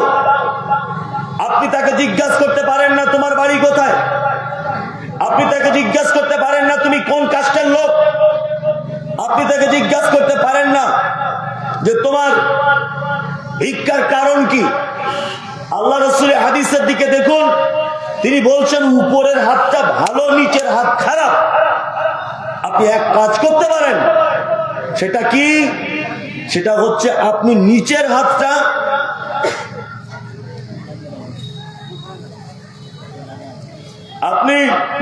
হাতটা খারাপ, উপরের হাত ভালো। নফল সাদাকার ব্যাপারে ইসলামে কোনো পদ্ধতি নেই, এটা খুব সহজে করা যায়। আল্লাহ তাআলা বলছেন পৃথিবীতে যত ভালো কাজ আছে তার মধ্যে একটি ভালো কাজ, যারা সচ্ছলতায় অসচ্ছলতায় আল্লাহর রাস্তায় কি করে? সাদাকা করে। তিন, যারা রাগ হলে রাগকে কন্ট্রোল করে। কোন মানুষ অপরাধ করলে যারা অপরাধীকে ক্ষমা করে দেয়। কোন মানুষ যদি ভুল করে, ভাই ভাই ঝগড়া অশান্তি, আমি জানি যে আর লোক বুঝবে না, মানে 12টা পর্যন্ত ঠিক আছে, 2টো পর্যন্ত জলসা লোক বসবে না, এটাই স্বাভাবিক। স্টেজেও যারা আছে সবাই ঘুমাচ্ছে, তার কার কাছে বক্তব্য রাখবো? কি বলছি বুঝতে পারছেন না? আপনারা তো এমনি ঘুমাবে, সবাই ঘুম চলে এসছে। আমি নিজেই বুঝতে পারছি না যে বক্তব্য দিতে গেলে লোকগুলো পালাবে এক। আমার মাদ্রাসারও একটা উদ্দেশ্যের ব্যাপার আছে, লোক পালিয়ে গেলে এটাও লস। এখন আমি মারাত্মক গেঁড়া কলে আটকে আছি। কি বললাম বুঝলেন না? মারাত্মক গেঁড়া কল। এদিকে বক্তব্য দিতেও ভয় লাগছে, লোকগুলো পালাবে। আর মাদ্রাসার কথা ভাবতে হচ্ছে যে লোকগুলো পালালে এদের কি হবে, যায় 2-5 হাজার হলেও তো লাভ, সেই দিকটা আমাকে লক্ষ্য রাখতে হচ্ছে। তা ভাই চলেই যখন যাবেন আর অন্তত কিছুক্ষণ বসুন, কিছুক্ষণ বসুন। আর কয়েকটা ভালো কাজ আপনাদেরকে বলে দিই, আরো বেশ কয়েকটা ভালো কাজ। এক, আল্লাহ সুবহানাহু ওয়া তাআলা পবিত্র আল কোরআনে বলছেন ইউমিনুনা বিল্লাহি ওয়াল ইয়াউমিল আখির, তোমরা আল্লাহর প্রতি বিশ্বাস স্থাপন করো, কিয়ামতের প্রতি বিশ্বাস স্থাপন করো। ইয়ামুরুনা বিল মারুফ, ভালো কাজের আদেশ দাও, ওয়া ইয়ানহাউনা আনিল মুনকার, মন্দ কাজে নিষেধ করো, ওয়া ইউসারিউনা ফিল খায়রাত,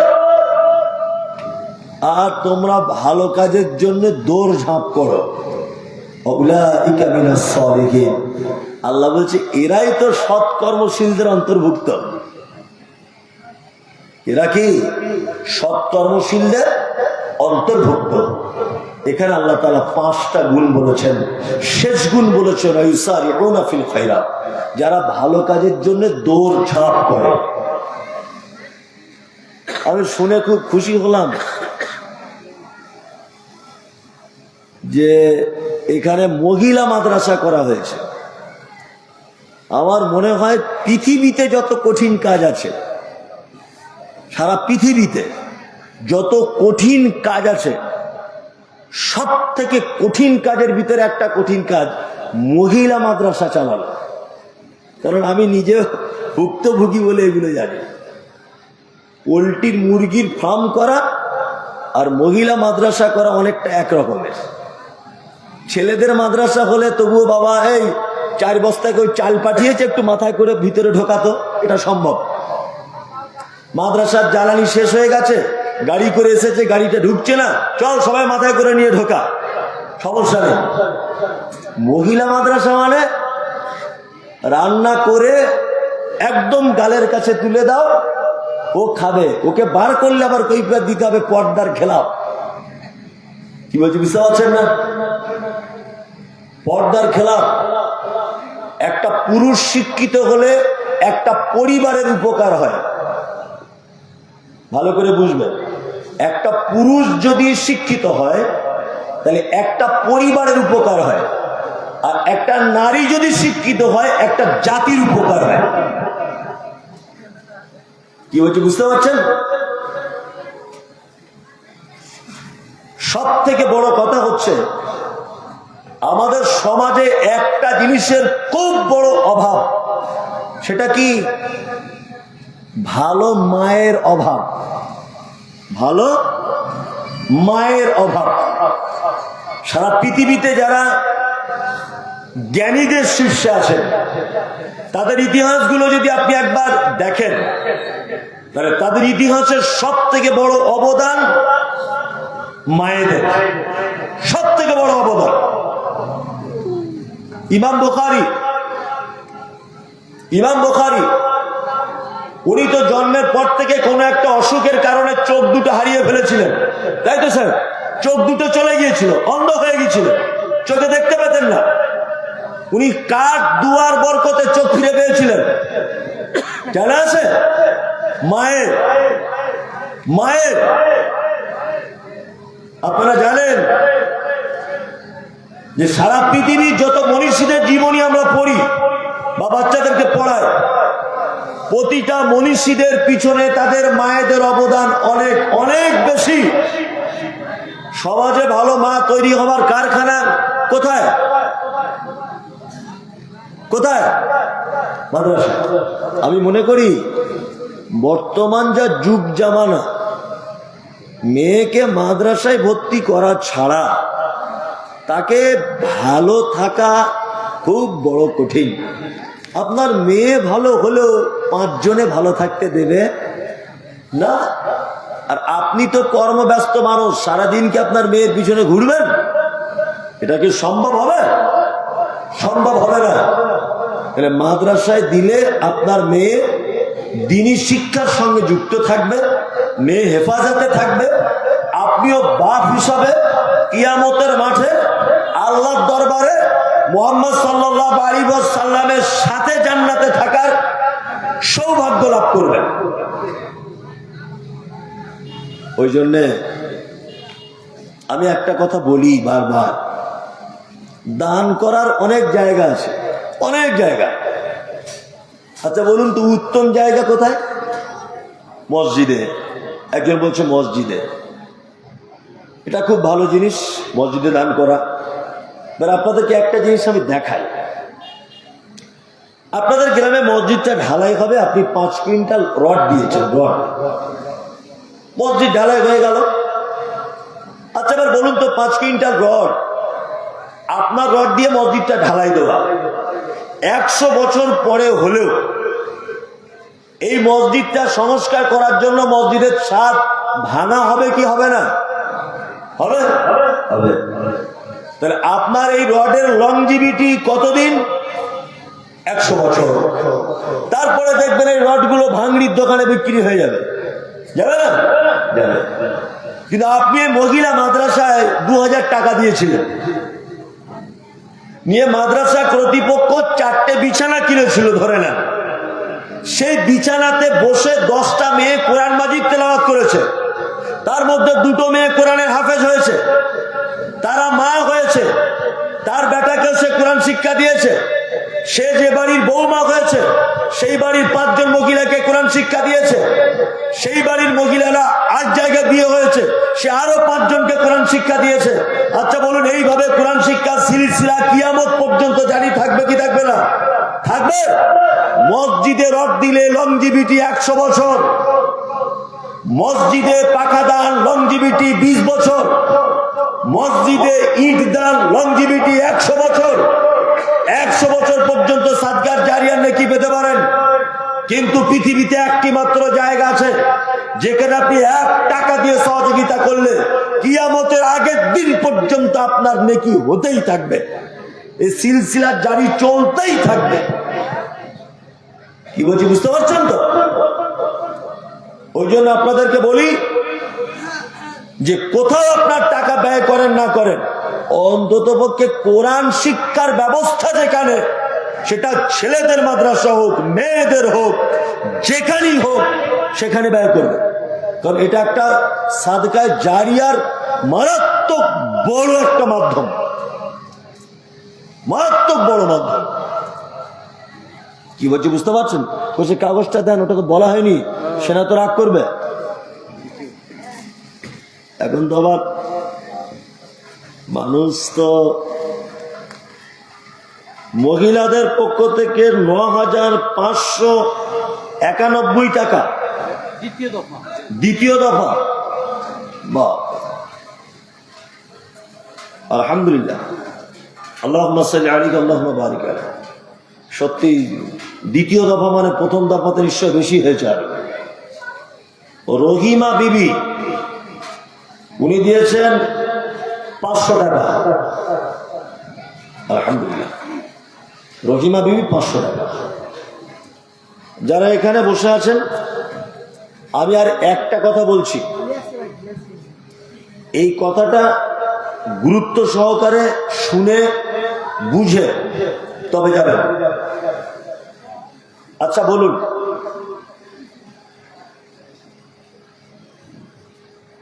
আপনার যেটা বর্তমানে বাড়ি,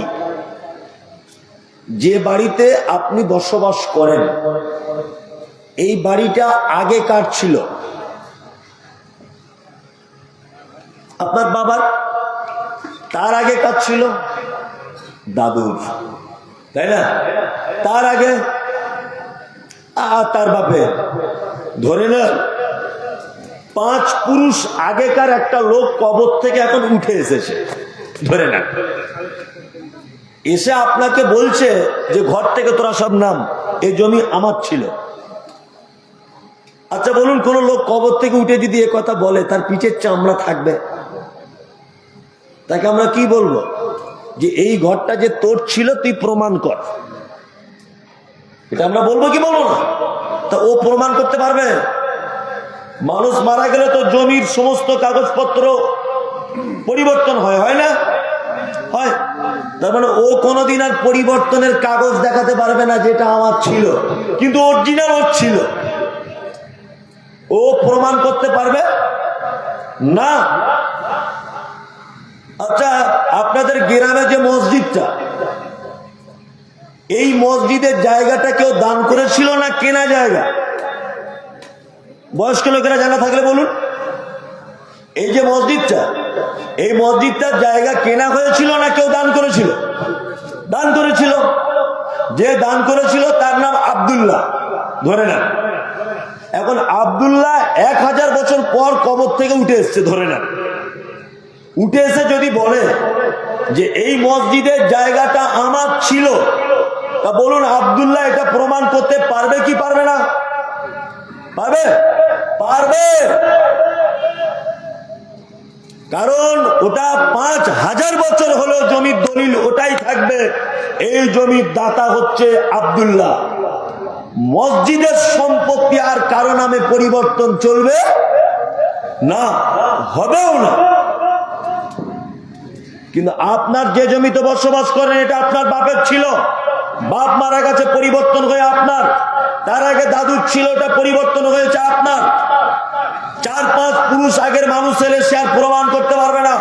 কিন্তু আপনি মাদ্রাসায় যদি দান করেন, মসজিদে যদি দান করেন, মাদ্রাসায় 1000 ইট যদি আপনি দিয়ে থাকেন, 1000 বছর পরে এটা প্রমাণ করা সম্ভব যে এই ইটটা আমার টাকা দিয়ে দেওয়া, এই মাদ্রাসার এই ঘরটা আমার অর্থ দিয়ে তৈরি করা। এটা প্রমাণ করা সম্ভব না অসম্ভব? সম্ভব। যারা আপনারা বসে আছেন, আপনারা আল্লাহর রাস্তায় শেষ পর্যায়ে অবশ্যই মহিলা মাদ্রাসাকে কিছু দিয়ে যাবেন। 3 বছরের মাদ্রাসা নাকি? হ্যাঁ, 3 বছর মাত্র বয়স মাদ্রাসা। কতজন পড়ে? আবাসিক, অনাবাসিক? ও, 120 জন পড়ে। আলহামদুলিল্লাহ। আপনারা এদের জন্য কিছু অর্থ ব্যয় করুন। আর আমি আপনাকে একটা কথা বলবো, আপনি হয়তো ভাবছেন যে আমার টাকা সঞ্চয় করে রেখে যাচ্ছি, এটা আমার ছেলে খরচা করবে, সংসারের কাজে লাগাবে, আমি মারা গেলে আমার নামে সাদাকা করবে। আপনি হয়তো এই উদ্দেশ্যই সম্পদ সঞ্চয় করছেন। আমি মমতাজুল ইসলাম আপনাকে একটা কথা বলে দিচ্ছি, সেটা হচ্ছে এই, আপনি বেঁচে থাকা অবস্থাতে আপনি নিজের জন্য কিছু সাদকা করে যান। এখানে কেউ বসে আছেন যে আজকে দান করেছেন বাপের জন্য?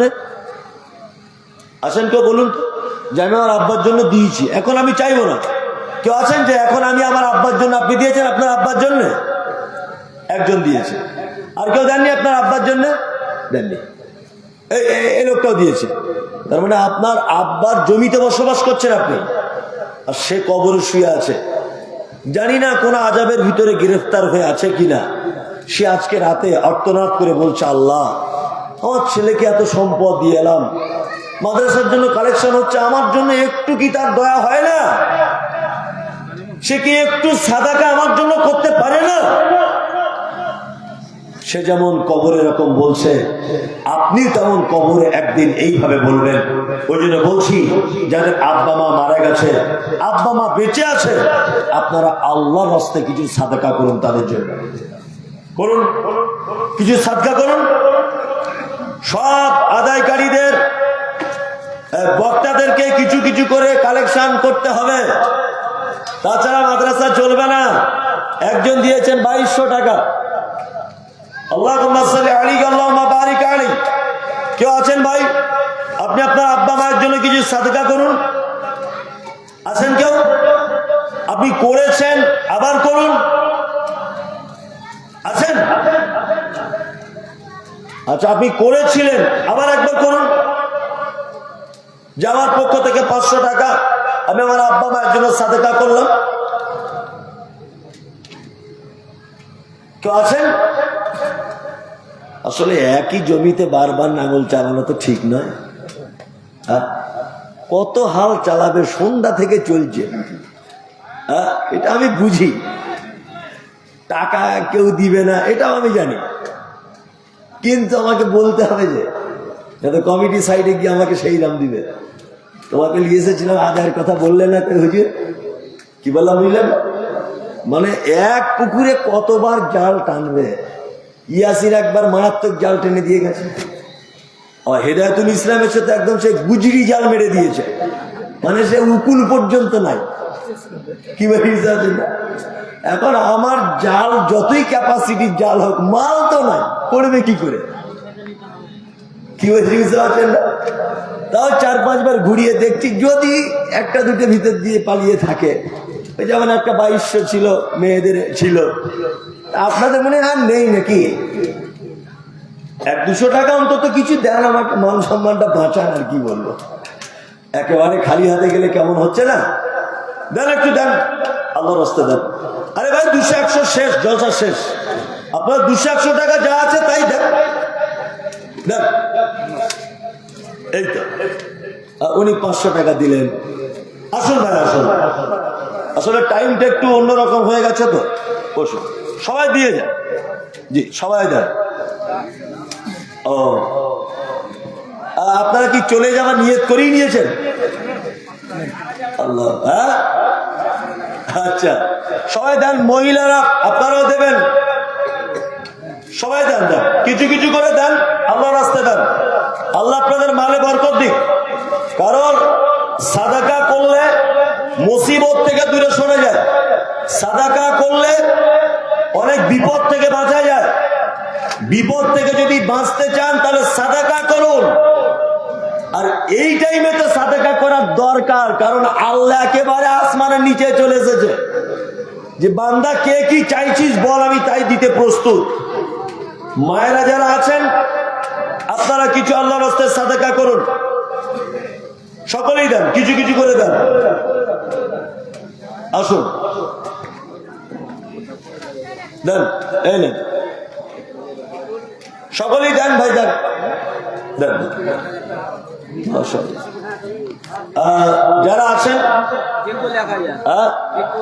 ফিকুল, ফিকুল 1000 টাকা। আল্লাহুম্মা সাল্লি আলাইহি আল্লাহুম্মা বারিক আলাইহি। ফিকুল 1000। আর কেউ আছেন? দিয়ে দেন ভাই, থাকলে দেন। মনির, মনির এসো, এসো, এসো, এসো। আর তুমি একটা গজল বলো না। এসো, এসো। ভালো আছেন? আচ্ছা, আচ্ছা, এমনই এসো, এসো, এসো, এসো, এসো, এমনই এসো, এসো। যদি আপনারা কেউ দেন দিয়ে দেন, আল্লাহর রাস্তায় দেন। ওয়ালাইকুম আসসালাম ওয়া রাহমাতুল্লাহ। 10 টাকা 20 টাকা যার কাছে যা আছে দেন, ওটার বাড়ি গিয়ে লাভ নেই। আর সবচেয়ে বড় কথা, এতবার যখন চাইছে ফকিরের মধ্যে দিয়েই দেন, রাগ করেও দিয়ে দেন অন্তত পক্ষে। কি বললাম বুঝলেন? 100 টাকা 200 টাকা যা আছে রাগ করেও দিয়ে দেন, যে এতবার চাইছে যখন দিয়েই দিই, এরকম একটা ব্যাপার ভেবে দেন। জি, আসুন। মাশাআল্লাহ, আল্লাহুম্মা সাল্লি আলাইহি আল্লাহুম্মা বারিক আলাইহি। মাদ্রাসার সভাপতি, মাদ্রাসার সভাপতি আপনি? ও, সভাপতি 1000। পুরাতন তৃণমূলের মেম্বার, টাকার তো সব ওদের কাছেই আছে। হ্যাঁ, দিয়ে দেন, দিয়ে দেন, দিয়ে দেন। মেম্বার ভাই সাইডে লুকিয়ে আছে, চালাক লোক খুব আছে। চালাক না হলে কি আর মেম্বার হতে পেরেছে? দেন ভাই, দেন। আলহামদুলিল্লাহ, না ভালো মানুষ, ওনার খাওয়া দাওয়া করালেন, দেখলাম সামনাসামনি, যদিও বলতে নেই, তারপরেও ভদ্র মানুষ। উনি 1000 টাকা দিয়েছেন। আল্লাহুম্মা সাল্লি আলাইহি আল্লাহুম্মা বারিক আলাইহি। আল্লাহ তুমি ওর মালে বরকত দাও, রুজিতে বরকত দাও। এমনই কে? ও, এখন তো স্ক্যানারের যুগ হয়ে গেছে, আপনারা স্ক্যানারে মারতে পারেন। আলহামদুলিল্লাহ, ভালো তো। মনি তুমি একটা গজল শোনাও তো, এদিকে এসো, এসো এসো, সাংঘাতিক গজল গায়, এসো এসো এসো, বলো তুমি, বলো বলো রাত, হ্যাঁ কি হচ্ছে, এসো বলো একটা গজল বলো, বলো। কাশি হচ্ছে, কাশি ছাড়া সব কাশি, আমরা প্রতিদিন বকছি, আমাদের কিছু হচ্ছে না, বলো।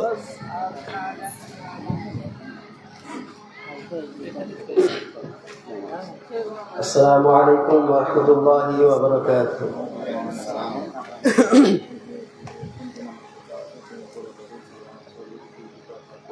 তোমাকে ডাকি যদি একবার আল্লাহ, আমাকে কাছে টানো বারবার। তোমাকে ডাকি যদি একবার আল্লাহ, আমাকে কাছে টানো বারবার।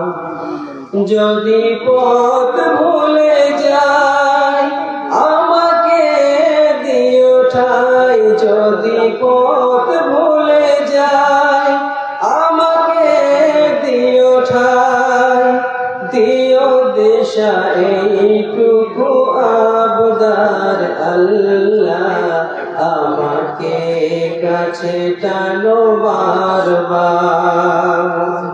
তোমাকে ডাকি যদি একবার আল্লাহ, আমাকে কাছে টানো বারবার।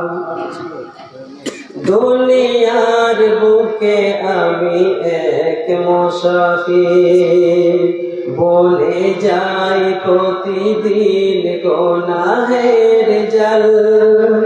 স্বপ্নেরা দল বেঁধে রাতে করে ভিড়, আসবে কি কাঙ্ক্ষিত সোনালি সকাল। হয়ে গেলে পেশান ও আমার রহমান, হয়ে গেলে পেশান ও আমার রহমান। জিকিরে হতে দিও একাকার আল্লাহ, আমাকে কাছে টানো বারবার। তোমাকে ডাকি যদি একবার আল্লাহ, আমাকে কাছে টানো বারবার।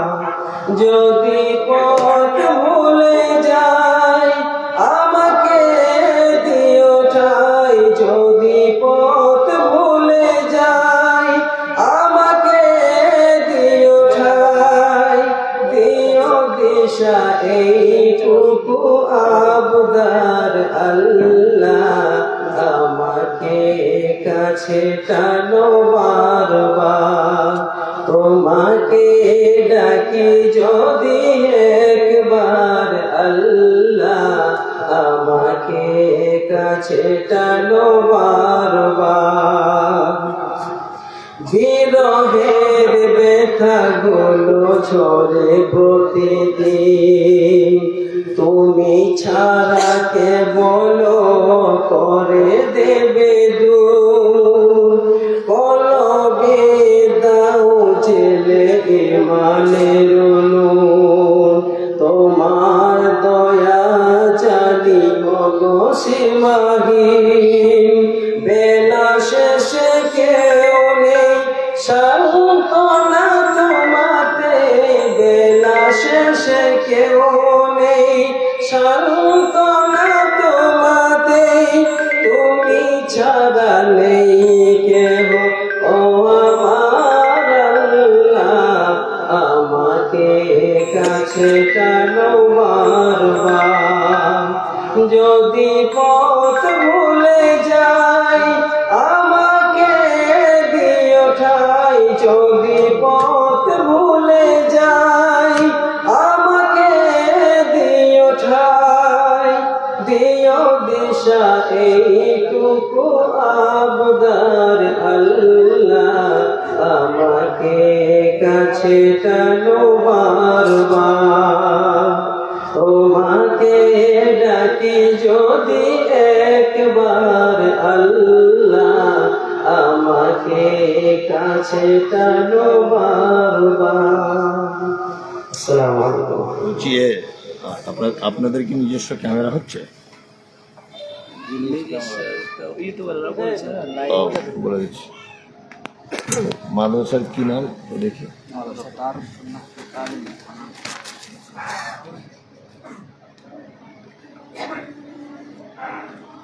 আলহামদুলিল্লাহ, আপনারা এতক্ষণ যারা দাঁড়িয়ে আছেন, আমি একটা গুরুত্বপূর্ণ বিষয় বলছি যেটা আপনাদের জন্য এবং ইউটিউবার যারা তোমরা আসো, অবশ্যই এটাকে একটু মাদ্রাসার জন্য এই উপকারটা তোমরা করো। মাদ্রাসা দারুস সুন্নাহ লিতালিমিল বানাত, এটা একটি মহিলা মাদ্রাসা।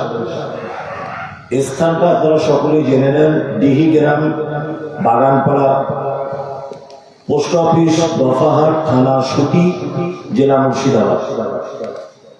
এটি একটি মহিলা মাদ্রাসা। এখানে দিনী শিক্ষা এবং দুনিয়াবী শিক্ষার সমন্বয়ে গড়ে উঠেছে প্রতিষ্ঠানটি। আপনারা যদি এই প্রতিষ্ঠানে ব্যাংকের মাধ্যমে কেউ সহযোগিতা পাঠাতে চান তাহলে অবশ্যই পাঠাতে পারেন। State Bank of India, Aurangabad branch, account holder name As-Sunnah educational and welfare trust, account number 445540877445। Account নাম্বারটি আবার বলছি, 445540877445। IFSC code SBIN 0001299। IFSC code SBIN 0001299। অবশ্যই আপনারা সোশ্যাল মিডিয়াতে যারা এই মাদ্রাসাটি দেখবেন, আগামী রমজানে বা যে কোনো টাইমে আপনারা আপনাদের সাধারণ দান, আপনাদের যাকাত, আপনাদের ফরজ দান বা সাদাকা অবশ্যই আপনারা এই অ্যাকাউন্টের মাধ্যমে পাঠাতে পারেন। আসসালামু আলাইকুম ওয়া রাহমাতুল্লাহ। সোশ্যাল মিডিয়া দিলে একটা ভালো হয়। মজলিস ভাঙার দোয়া বলে দেয়, মজলিস ভাঙার দোয়াটা বলুন। মসজিদ ভাঙার দোয়া বলুন। সুবহানাক আল্লাহুম্মা ওয়া বিহামদিকা আশহাদু আল্লা ইলাহা ইল্লা আনতা আস্তাগফিরুকা ওয়া আতুবু ইলাইক।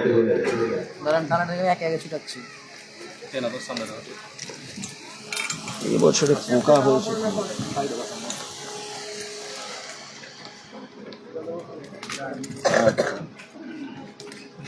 এটা বলুন 2 টাকা। মনি চলো।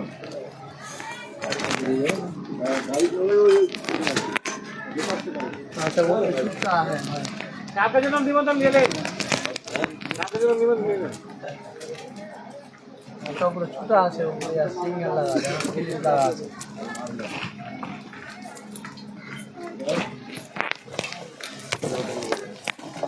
ইউটিউবার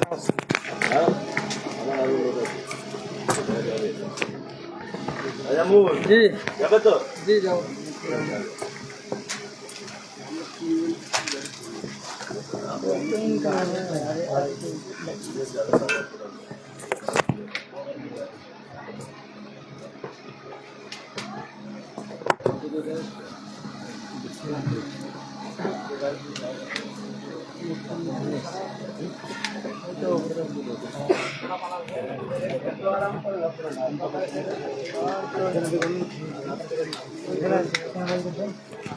এটা এই 2 টাকা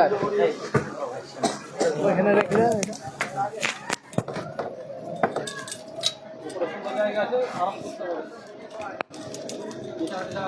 এটা